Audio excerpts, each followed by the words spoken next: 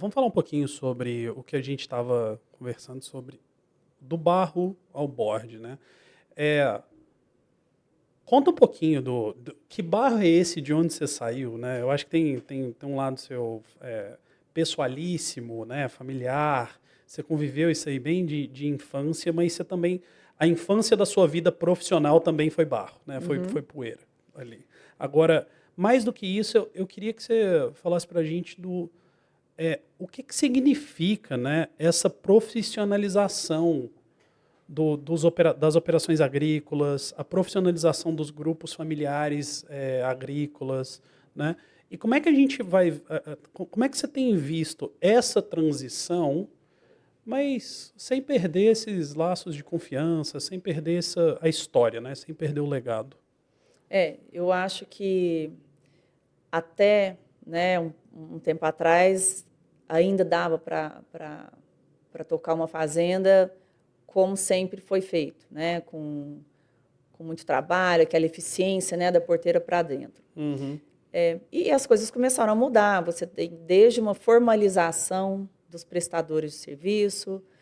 Então eu comecei, né, na minha infância eu já ia todo final de semana eu já ia para a fazenda de café. Então aquele mundo já era familiar, assim. E meu avô era o pecuarista, então ia para Goiás, né, também nas férias. Mas eu nunca imaginei que eu fosse trabalhar com isso. E depois de ter, né, eu saí da faculdade e acabei indo trabalhar na Singenta, né, durante algum tempo.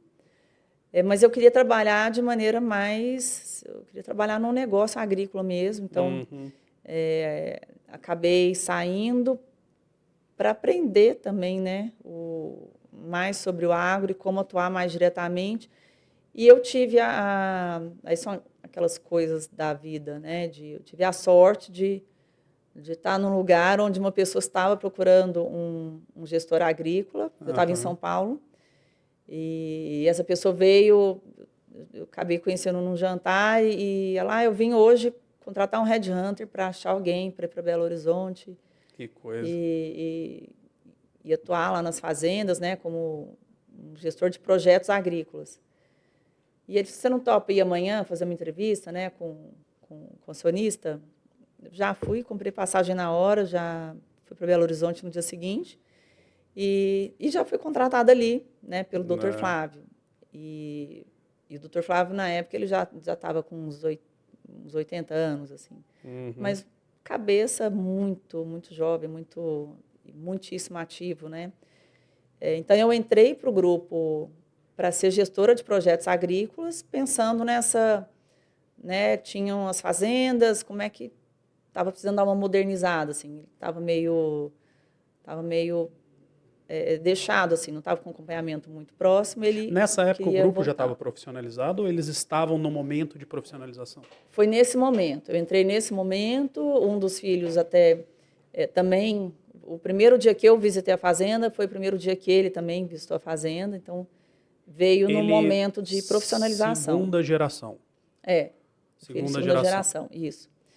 E então a minha primeira visita, né, primeiro dia na fazenda também tinha sido a primeira ida dele e para ver, né, o que faz sentido manter e o que mudava.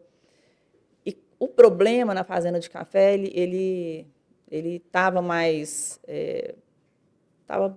bagunçado no sentido de, né, não tinha controle, bem convencional, Uhum. aquela fazenda que é de um grupo que está na cidade, mas que estava muito longe assim da gestão.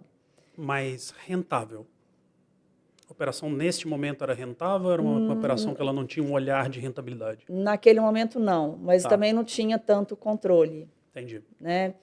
E estava no momento de contabilidade sendo estruturada, Uhum, né, de uhum. maneira mais Parece que profissional. mais do que a profissionalização era quase como era um momento que aquilo ali estava virando um negócio, né, para a família também. Já estava há muitos anos, mas ainda como o que acontece com muitos grupos, onde o negócio principal da família é outro, Sim, mas o dono gosta, né, o sim. Dr. Flávio, você vê, ele comprou, ele encomendou, ele quis foi o segundo pivô do Brasil. Segundo pivô, que coisa. Então, ele tinha essa visão já de produzir alimentos, para ele era muito importante isso, né?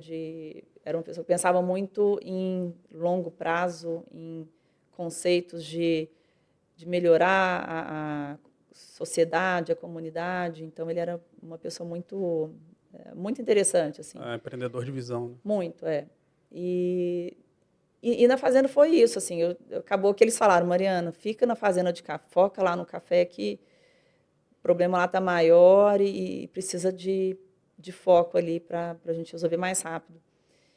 E acabou que foi isso, assim, né? O maquinário estava muito sucateado, estava tudo velho mesmo, assim, estava precisando de reformar tudo. E aí começamos um projeto, né? Aí eu montei lá um projeto de investimentos, né? Fizemos um planejamento, mas na época quem eu era, né? Fui chegando, na época eu era gerente agrícola, gerente de projetos, né? Que foi inicialmente a contratação. Mas eu falei, vamos certificar a fazenda, vamos chamar uma certificação. Na época era Rainforest e UDS, que eram as duas certificações mais importantes.